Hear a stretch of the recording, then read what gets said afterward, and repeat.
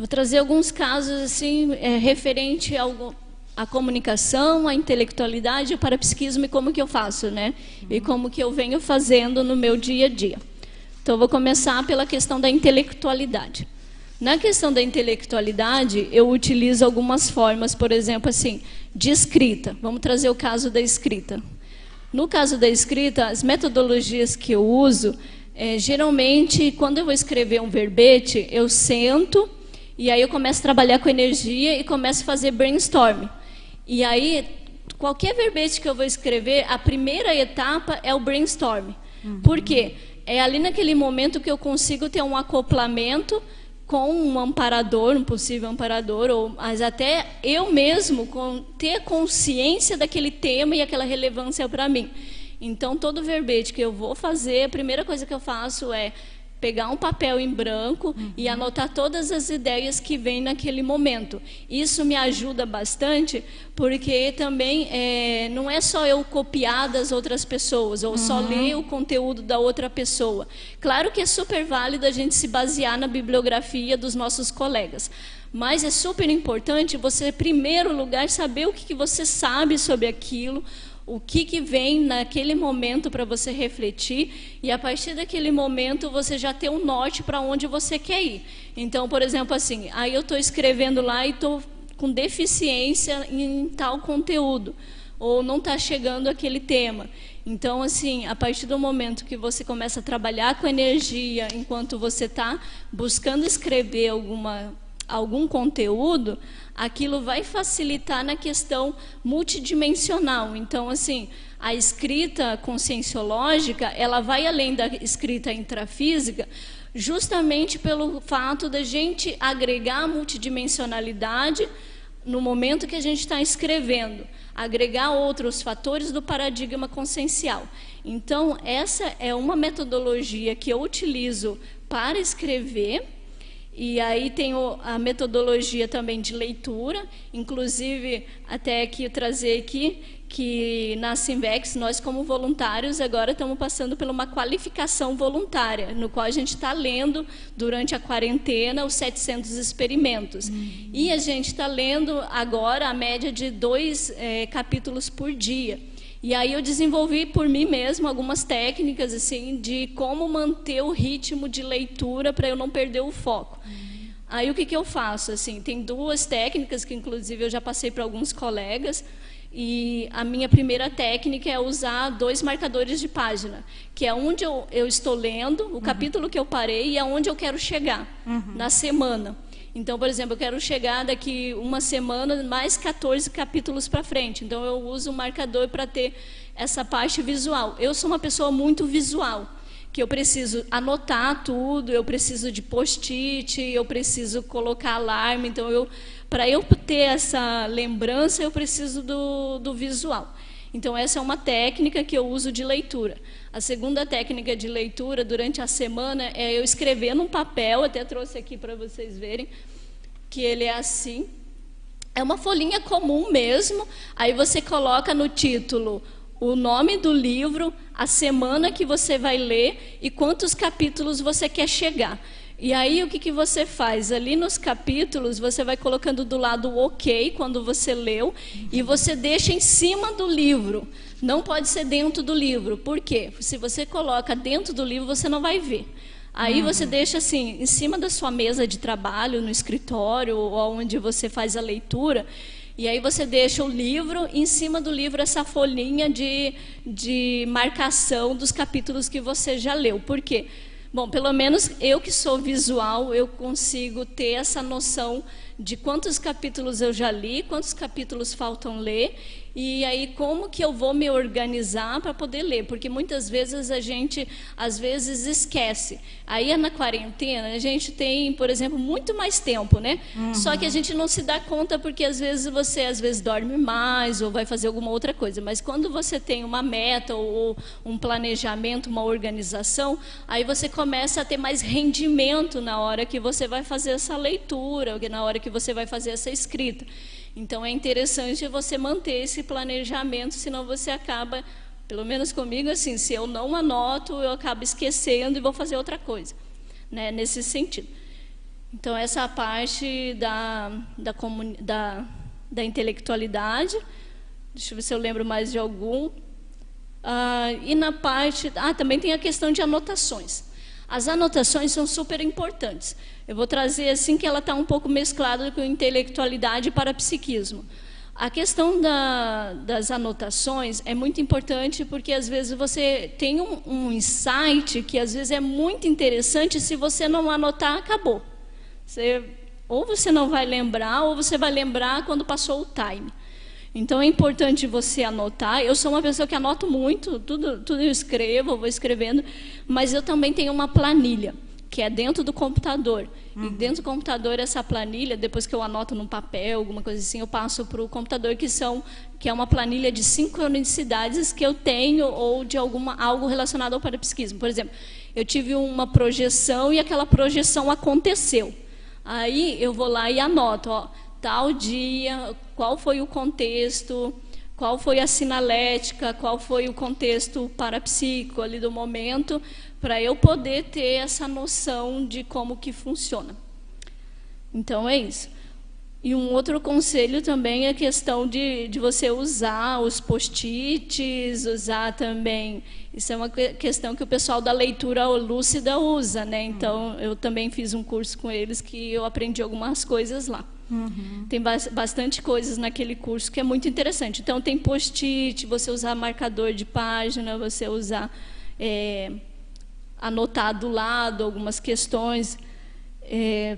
Então, acho que é isso daqui. E na questão do parapsiquismo, como eu já estava entrando, eu uso algumas técnicas, o estado vibracional, né? Então, assim, eu tenho algumas senhas que eu uso para poder lembrar do estado vibracional. Então, por exemplo, eu criei uma página na internet que ela é Engenharia Ambiental, Engenharia da Vida. E o Engenharia da Vida, ele se transforma em EV. E eu criei ela justamente também... Claro que uma das coisas era isso, mas também porque a engenharia para mim é relacionada à vida, né? Mas eu fiz esse trocadilho com o EV, né? Então, toda vez que eu olho para a página, porque é um trabalho meu também, né? Então, eu trabalho com isso, com redes sociais. E aí, toda vez que eu entro na página, eu lembro do EV. Aí, eu lembro do EV, me linka com a questão multidimensional. Então, eu penso assim, EV, EV. E no meu, por exemplo, assim, no meu notebook também tem o EV escrito, EV. Então, assim, tem algumas coisas que a gente precisa fazer. E na questão parapsíquica ainda, tem uma questão da projeciologia. Então, eu tenho muita facilidade para projeção. Mas, mesmo eu tendo facilidade, é importante a aplicação de técnicas projetivas. Então, tem algumas técnicas que eu me dou bem e tem algumas técnicas que mais ou menos que eu me dou bem. Por exemplo, a técnica de contar os passos eu me dei bem. Então, a técnica da imaginação também. Então, eu não sei, às vezes, quando eu estou o dia inteiro num assunto, por exemplo, sobre Invex, o dia inteiro fazendo curso de Invexologia, geralmente, quando eu vou dormir, eu tenho projeção ligado à questão da Invexologia. Então, eu tenho muito essa facilidade de conexão, né, tanto do intrafísico como o extrafísico. A técnica da saturação, né? Saturação mental. Sadia, né? Eu usei muito ela quando eu faço exoprojeção. Assim, quando eu quero fazer alguma exoprojeção, eu fico imaginando assim, que eu estou subindo, subindo, subindo, até chegar na parte externa do planeta Terra. E daí isso funciona bem assim, para mim, né? Então, eu vou falar aqui, cada pessoa ela tem uma forma de funcionamento. Eu tenho uma forma de funcionamento que, assim, eu sou muito visual, eu sou muito imaginativa, tem bastante... É importante conhecer as características pessoais, né? É importante conhecer. Exatamente. Para tirar proveito disso, né? Isso, exatamente. E o inversor existencial, eu acredito que precisa sempre estar atualizado na questão da autopesquisa e utilizar o conscienciograma, conscienciometria, consciencioterapia, e vai para ela manter essa questão da autopesquisa em dia, para ela saber qual o melhor caminho ela vai seguir naquele planejamento que ela fez. Né? Então, a gente, dentro da técnica da inversão existencial, tem o Max Planejamento.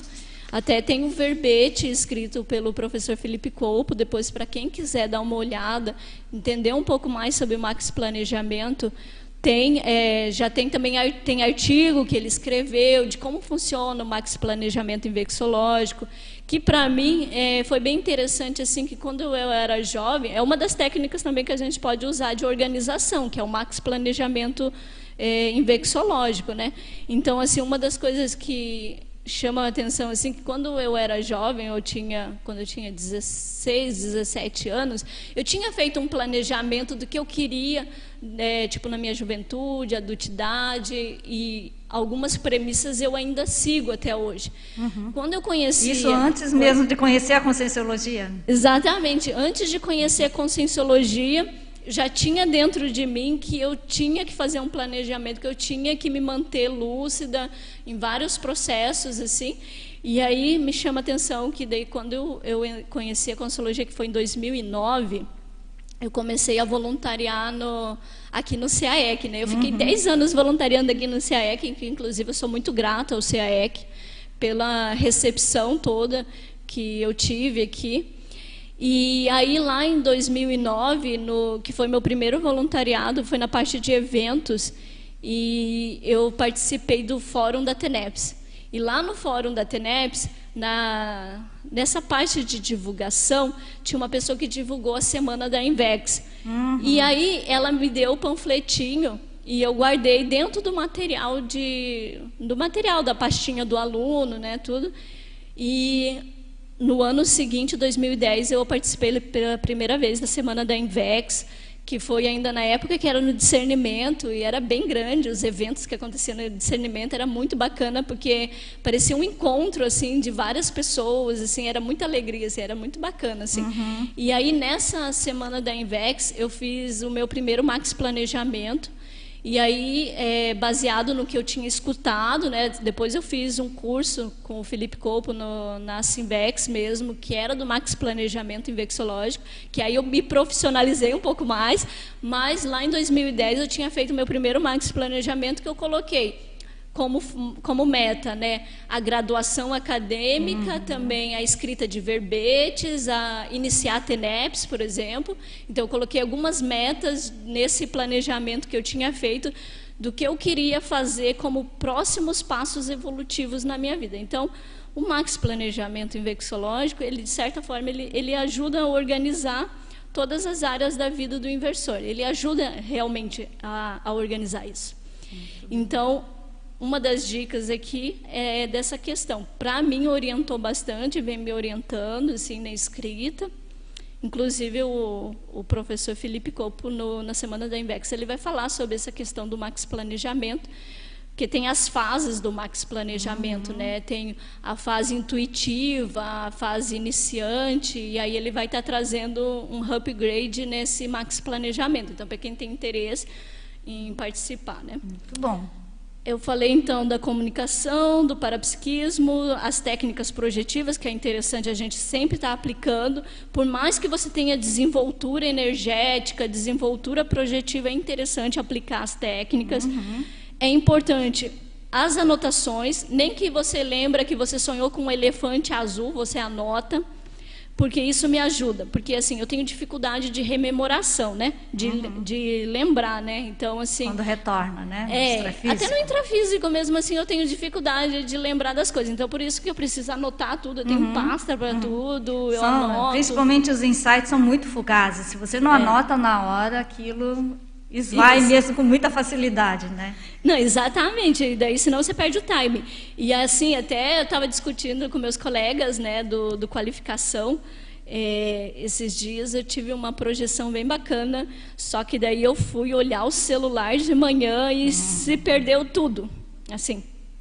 Então, assim, uma dica que eu dou, quando você for acordar de uma projeção, não pega estímulos externos, não entra no celular para olhar a hora, olhar o WhatsApp, que seja, porque a gente é jovem, a gente tem muito estímulo. Na verdade, praticamente a sociedade, agora como um todo, tem um estímulo maior que está tudo na palma da sua mão. Então, assim, se você vai olhar o celular, provavelmente você vai esquecer do que você sonhou, do que você se projetou. E isso eu estou aprendendo aos poucos, assim, porque eu assim, se eu não anotar ali na hora, eu esqueço. criar esse hábito, né? Criar esse de hábito. se auscultar, né? Como é que foi o extrafísico, como é que foi a noite, né? Ao invés de já sair levantando e para fazer as coisas. É meio robótico, né? Então a gente às vezes entra, e agora com o lance da quarentena a gente está mais antenado na internet, porque a gente trabalha home office, a gente tem as redes sociais, tem o WhatsApp, o grupo de família, que o tempo todo estão mandando mensagem, grupo dos amigos, e se você entra nisso, se você não tomar uma postura, você entra nisso. E aí até uma postura que eu tomei essa semana, que eu não tinha feito ainda, que me chamou a atenção, assim, ó, colocar lá no WhatsApp escrito: só vou responder assuntos profissionais em horários comerciais. Por quê? Sim. Foi no sábado, se eu não me engano, e deixar escrito bem grande. Você tem uma descrição que você coloca no WhatsApp que você pode colocar. E aí eu sou uma pessoa muito acessível. As pessoas sempre estão mandando mensagem para mim. Sim, por conta do meu trabalho na parte de redes sociais. Só que naquele momento eu estava refletindo sobre uma questão e alguém me mandou mensagem. E eu sou uma pessoa que, se a pessoa me manda mensagem, eu quero responder. E eu quero responder dando atenção para a pessoa. Sim. Olá, tudo bem? Posso te ajudar? E quando eu vejo, eu esqueci o que eu estava fazendo. Justamente por eu ter essa dificuldade, né, cognitiva de lembrar. Assim. Então, eu tenho que ficar atenta nisso. Muitos estímulos externos, muita coisa para a gente lembrar. Né? Realmente, exatamente. Tem que priorizar. E é exatamente isso. Só para finalizar essa parte é importante, assim, que quando você cria uma rotina de escrever o que você sonhou, se projetou, seja lá o que for, que aconteceu lá na projeção no sonho, você começa a ter mais facilidade de rememoração. Então, para mim, funciona bem isso, que quando eu vou anotando, eu lembro, por exemplo, assim, eu lembrei da Paula Rafaela, daí, de repente, junto com ela tinha uma árvore, e aí tinha mais pessoas junto, aí você vai puxando o fio. É como se você fosse puxando aquela história toda e relembrando. Você lembra, às vezes, de um objeto, daí daquele objeto ou daquela pessoa, você vai lembrando de todo o contexto que tem por trás daquela projeção, aí de repente você começa a refletir por que aconteceu aquela projeção, e aí você começa a entrar nessa questão. Você falando dessas técnicas aí projetivas, me lembra muito o curso do IPC, né? O curso integrado de projeciologia. Explica todos, passo a passo, né? Os períodos, né, da projeção. Sim. Então é muito interessante. É muito bacana, eu gosto bastante de estudar a questão da projeciologia. Na verdade, foi construído com base no tratado de projeciologia, né, professor Valdo? Sim, me chama assim, até uma coisa que acontece comigo, assim, que o que me fez entrar na Consciologia foi a senha da projeção. Porque quando eu era criança, eu tenho até escrito algumas coisas relacionadas a isso, que na minha família e eu também, a gente teve muito processo de parapsiquismo. Mas não era tão forte a projeção.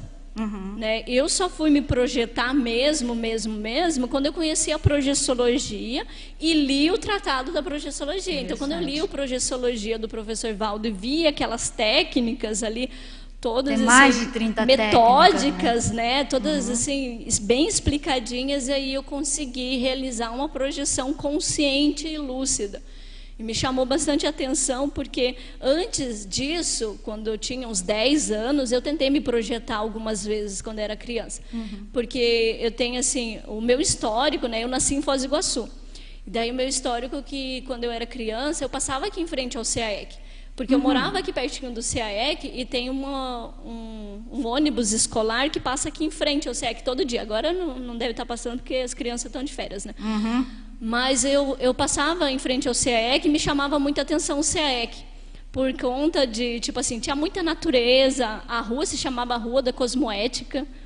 Tipo, Rua da Cosmoética, o que é isso? A gente se embolava a pensar se era cosmético, se era cosmoética, o que era. E me chamou a atenção, assim, que quando eu era criança, eu perguntava o que tinha. E eles falavam que tinha uma biblioteca ali, mas nunca falaram que tinha coisas assim, né?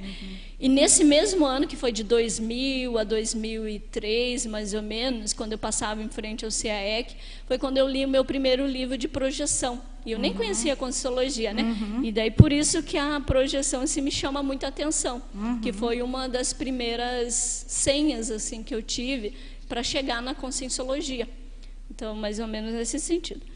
E uma metodologia de organização quanto à comunicação, que é a última, agora chegando na parte da comunicação. Então, a comunicação, assim, eu tenho um pouco mais de dificuldade nessa parte de comunicação. E daí, o que eu faço? Lá em 2009, quando eu cheguei na Conscienciologia, eu tinha muita dificuldade, eu era muito dispersa, ainda sou um pouco, mas antigamente era bem pior, assim. E daí as pessoas vinham e falavam assim, mas você já viu quantos assuntos diferentes você já falou em 10 minutos? Tipo assim, eu falava muita coisa, e era às vezes sem foco. E aí eu comecei a prestar atenção nessas questões, assim, tipo, realmente.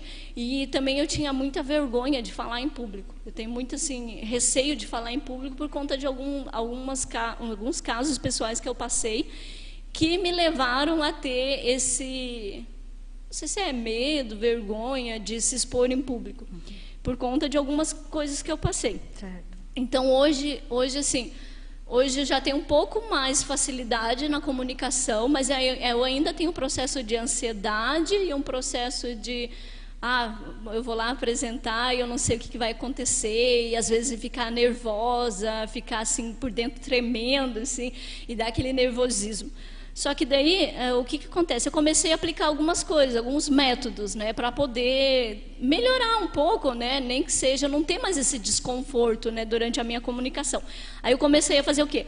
Vou colocar o meu nome para fazer debate lá no CAEC. Então, naquela época, que teve uns 3, 4 anos atrás, assim, eu apresentei uns 10, 15 debates com temas diferentes, no qual...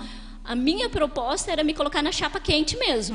Era ir lá, eu tenho medo de falar em público, eu tenho vergonha, mas eu vou fazer o possível para sair disso, porque era o que mais pegava nessa parte de o autoenfrentamento, né? Exatamente, eu fiz esse autoenfrentamento. Se propor a fazer o autoenfrentamento. Muito interessante. E daí, assim, eu tive muita assim, essa parte de amparo mesmo, de escolher o tema, de fazer, de apresentar. E na hora, assim, por exemplo, eu pensava, bem no início, eu pensava assim, nossa, 2 horas, eu vou ter que ficar lá falando 2 horas e eu não sei o que eu vou fazer, eu não sei. E daí ficava aquele processo de ansiedade. E começava a ter toda aquela repercussão física da pessoa ansiosa, né? Mas eu fui fazendo, aí eu me coloquei em 2014, se não me engano, eu comecei a fazer o curso de professores na Reaprendência, que foi incrível, assim, eu sou super grata também à Reaprendência. Eu me desenvolvi bastante na Reaprendência ali, nesse curso de formação, tive muitas recins ali, e foi a partir dali que o pessoal começou a dizer que eu tinha alguns traços, né, tridotação, recinofilia.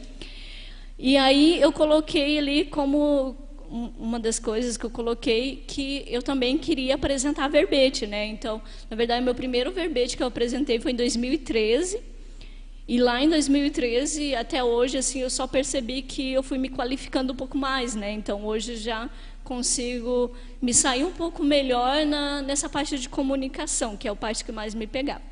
Então, a comunicação, muito que eu faço é isso, é me colocar para falar.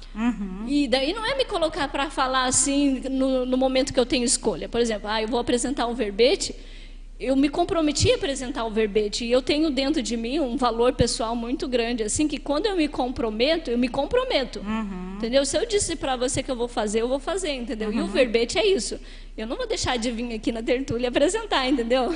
Porque, assim, eu vejo que depois, com o tempo que eu fui apresentando os verbetes, eu percebi quanta repercussão positiva aconteceu para mim, assim, tanto de recins quanto multidimensional, quantas coisas que eu passei apresentando os verbetes, que eu senti, de coisas assim, de ter projeções também antes, depois do verbete.